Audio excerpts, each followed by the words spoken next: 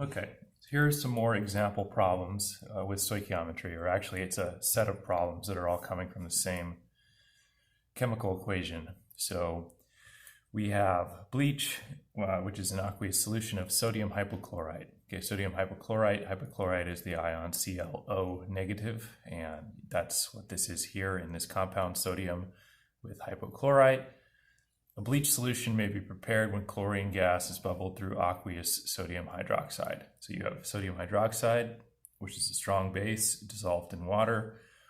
You bubble chlorine gas through that. Okay, so there's your reactants, and that produces the following products. Okay, sodium hypochlorite in solution. Okay, again, bleach is not going to be pure sodium hypochlorite. That would be too strong. And then you have also as byproducts, there's salt, okay, NaCl, which is also going to be dissolved, and you have water. So you have salt water, basically, and then also in that solution you have sodium hypochlorite. Okay, and that's bleach. So we have a series of stoichiometric questions based on this reaction, and we're going to go through this. And remember that we're always going to in every situation, all of these stoichiometry problems are about getting to that mole-to-mole ratio between the compounds that we're interested in, okay, in the middle. We might then, once we've converted to moles of the other compound, we might then convert to grams. We might not. It just depends on what the question is asking. And likewise, we might start with grams, but if we want to convert to something else or some other compound's amount, we're going to have to first convert that to moles and then to moles of the other substance. So we'll always be working with this mole-to-mole ratio. And again, the place that comes from are these coefficients. Okay, these coefficients in the problem. Now, most chemical reactions, or many of them, are very simple in terms of the coefficients. It's 2s and 1s and maybe 3s in some cases. So your ratios are oftentimes going to be just 2 to 1 or 3 to 2 or 3 to 1 or 1 to 2.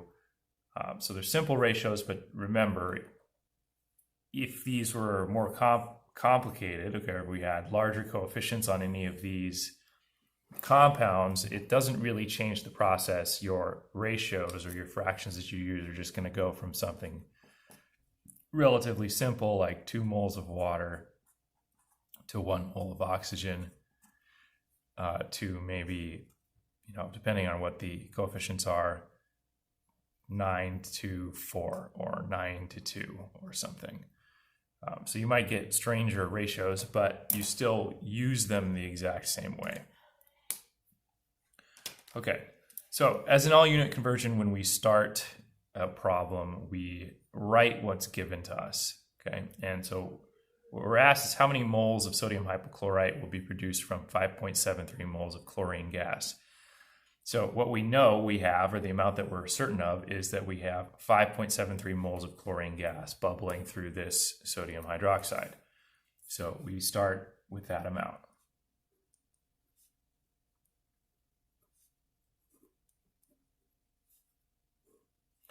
And we want to know how many moles of sodium hypochlorite will be produced from that.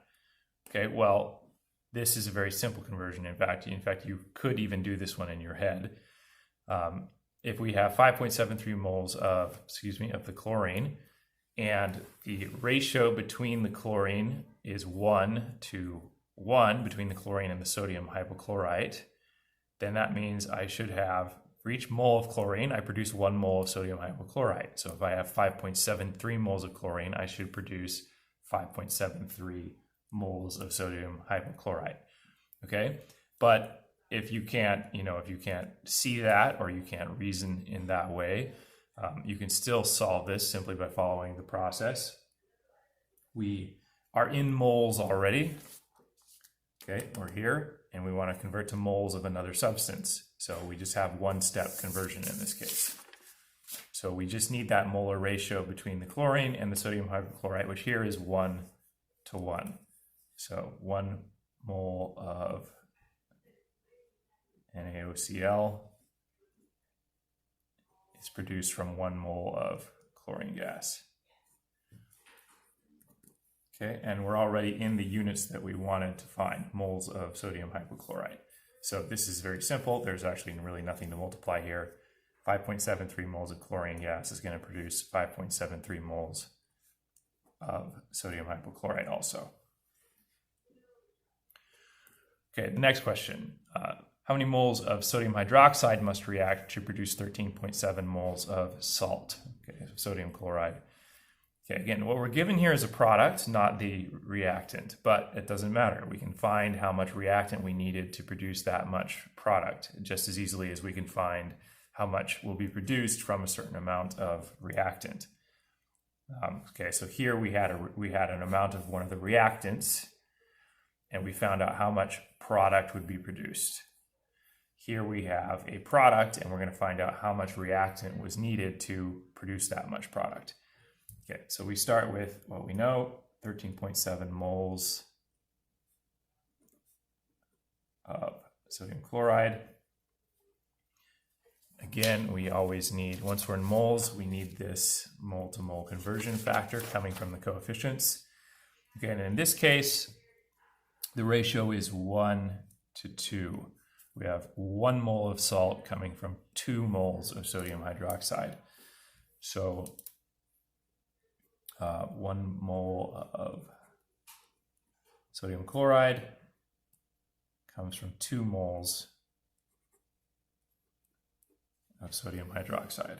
Okay, and we're asked for moles of sodium hydroxide. So again, this is only a one-step conversion. So here we're taking 13.7 and we're multiplying it by 2. Okay, again, which makes sense if you think about this. I need 2 of these to produce 1 of these. So if I have a certain amount of this, then I would need, in terms of moles, a certain amount of this, I would need twice as many moles of this in order to produce that. So some of these can be sort of done in your head almost, although I don't entirely recommend that. But it's a good way to sort of check your work and make sure that you're doing the right thing, is to kind of just reason about it in that way a little bit.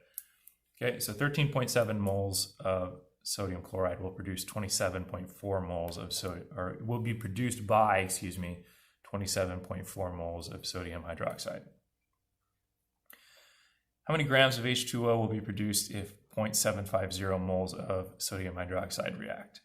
Okay, now we're going to grams. So this is going to be an extra step. We're given an amount of moles of some substance. We're going to need to convert to moles of the other substance, which in this case is water, and then convert to grams. So again, we start with what we know though, 0.750 moles of sodium hydroxide. Okay, and then we need to convert it to moles of water. The molar ratio here is 2 to 1. So 2 moles of sodium hydroxide will produce 1 mole of water in this reaction. Okay, but I don't want moles of water. I want to know grams. I want to actually be able to measure the mass of the water in this case. So I need 1 more conversion factor. And again, to go from moles to grams, we need the molar mass of the thing. H2O again is 18.02 approximately.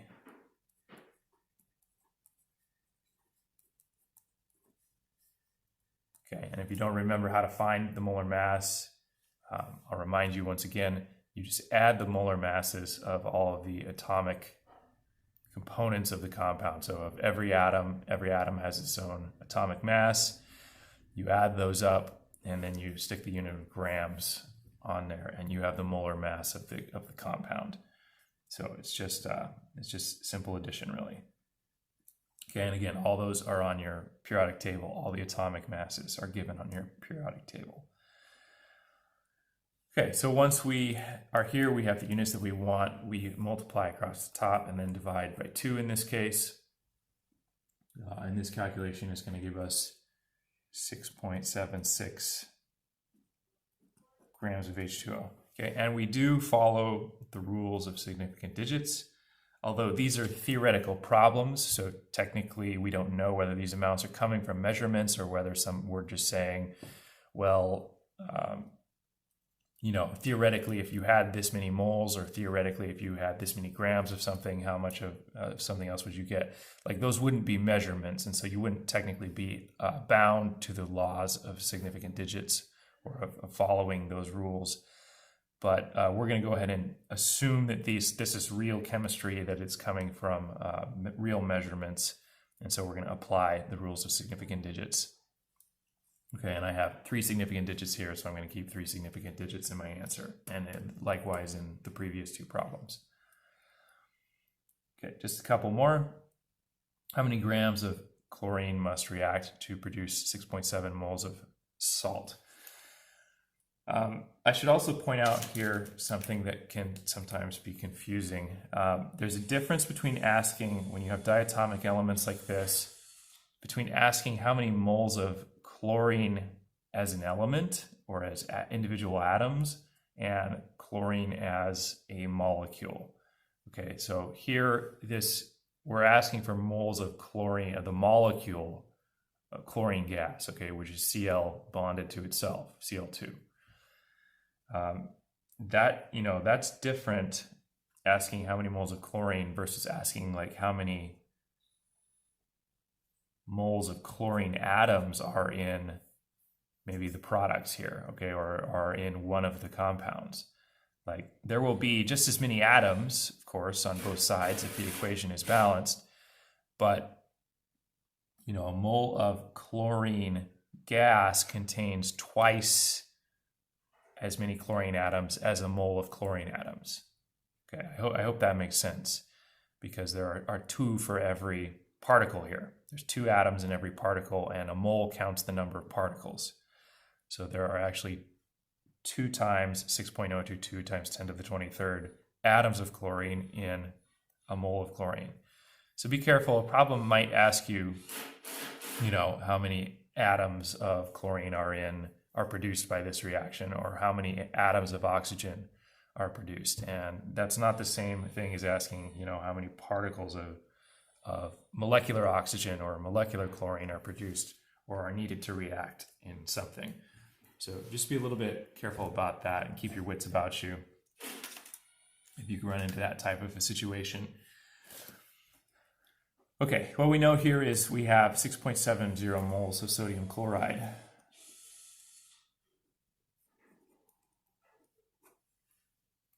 And we want to know how many grams of chlorine did we need to produce that amount of sodium chloride. Okay, we're in moles, so again, we're going to go through the molar ratio, and then we'll get to grams afterwards. So we need to convert moles of chlorine and figure out how many moles of moles of sodium chloride, and figure out how many moles of chlorine gas we needed to produce that. Okay, the ratio here is 1:1, so there's really nothing special. I can almost, I would say, skip this step because we're just multiplying by 1. And all this conversion is really doing for us is changing our units to what we want. Okay, so 6.7 moles of salt is going to come from 6.7 moles of chlorine also, because the ratio is 1:1. Okay, and then we need the molar mass of chlorine gas. Chlorine is about 35 point something, and so 2 of them ends up having a mass of 70.90 atomic mass units. So a mole of chlorine is going to have a mass of 70.90 grams. Okay, and now we're in the units that we want, grams of chlorine. So we cancel, we perform the multiplication, and we end with 475 grams of chlorine gas. Okay, if the problem were asking us to, we could convert this also to number of atoms or so on by doing further conversions, but usually we're not interested really in the number of atoms in real practical chemistry. We want to know masses because that's what we can measure. Okay, last example. What mass of sodium hypochlorite will be produced when 65.5 grams of sodium hydroxide react? Okay, so here we're starting with an amount of mass of the reactant, and we want to know how much product in terms of grams, excuse me, not grass. Grass and bleach do not mix. Grams of sodium hypochlorite will be produced. Okay, so here we're going all the way across. So we're starting with grams of reactant, changing to moles of that reactant so that we can change to moles of the product, and then from moles of the product to grams of the product. So we have 65.5 grams of sodium hydroxide, and the molar mass of sodium hydroxide is 40, almost dead on the nose.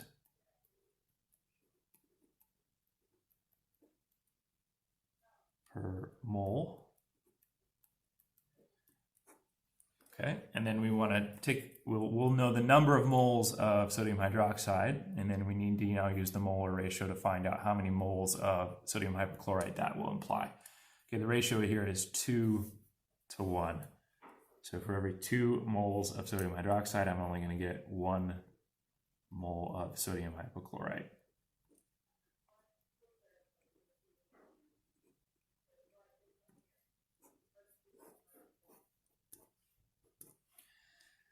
And now that I'm in moles of sodium hypochlorite, now I can convert that to grams of sodium hypochlorite. Sodium hypochlorite has a molar mass of 74.44 grams.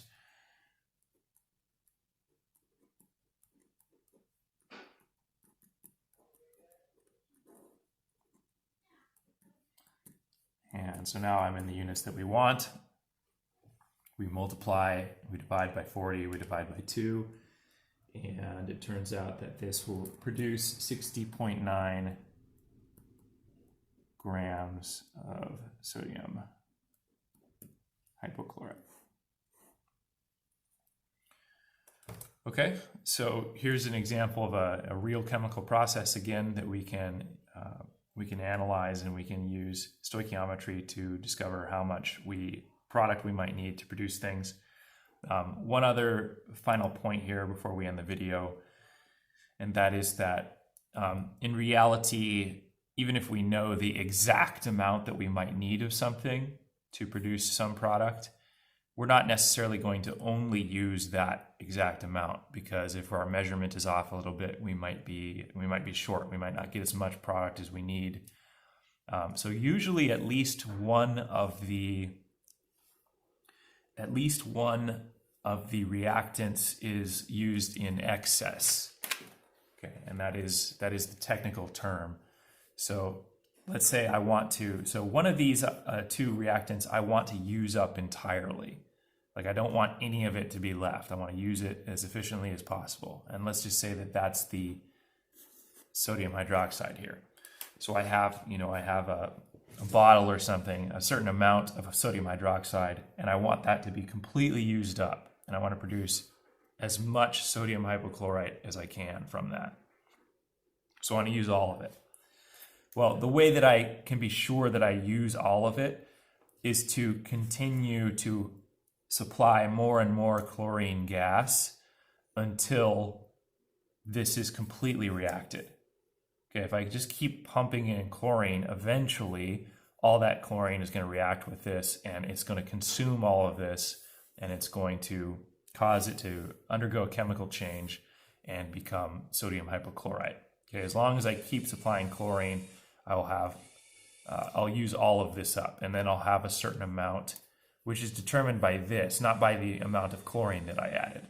Okay, because once I have completed the reaction and sort of exhausted this material, this chlorine gas is not going to continue to react and form more and more product. It's just going to remain as chlorine, or it's maybe going to be dissolved in the water in some other way as chloride ions or something, but it's not going to produce more sodium hypochlorite. So one of the elements or one of the compounds used in the reaction might be in excess. And in fact, in real chemistry, this is usually what is done. You use an excess of sometimes of like a neutralizing agent. So if I have an acid spill or something, and I want to make sure that the acid is all neutralized so that it can't damage anything further, I will, I'll pour a strong base on it, something like baking soda, which will neutralize it. And I will keep using baking soda. I'll use more baking soda than I need in order to neutralize the acid completely, to make sure that it is completely exhausted. Okay, I'm not going to sit there and actually pull out my calculator and do a stoichiometry calculation and try to say, okay, well, I need 5 teaspoons of baking soda in order to neutralize this 10 milliliters of acid that I spilled. I probably should say more than that, maybe 100 milliliters of acid or something. I'm not going to do a calculation. Okay, there's acid that's spilled, it's out, it's on the floor, it can be damaging something, or maybe it's on somebody's skin. It needs to be taken care of. It needs to be neutralized. So you're gonna rinse it. You're going to apply a neutralizing agent, and you're not gonna worry about, in most cases, unless the neutralizing agent you're applying is something super, super damaging and strong also, you're not going to worry about having an excess of it. Okay, if it's a weak neutralizing agent that's not going to damage anything, if it's in excess, you're just going to pour it on, and you're going to pour more than you even think is necessary in order to make sure that the dangerous chemical is neutralized. Okay, so be aware of that. Stoichiometry doesn't mean that we necessarily are going to have exact amounts of everything in every reaction, okay? But there are usually a couple of critical components or critical products or reactants which we do need to know the exact amount of or be more careful of. Like here, for example, these are both relatively dangerous compounds on this side, but on this side, it's really only the sodium hypochlorite, which is kind of dangerous. Water and salt are the other products, and those are not really going to kill you in all likelihood. Okay, unless you're drowning in the water or you're completely being suffocated with a pile of salt or something. You can consume too much salt, but it's pretty hard. It's hard to do. So this is the dangerous thing. So we would not really care if we produce an excess of salt or an excess of water so much. But if we produce an excess of sodium hypochlorite, that might be an issue because, our bleach solution might become too strong, or we could then potentially damage things. So just be aware of that. In certain problems, it might mention an excess or talk about that. And that doesn't change the amount of substance that's required for the reaction to occur. It just means that we will apply more than is needed for the reaction to occur in order to maybe be on the safe side, or just to make sure that we've used up something else.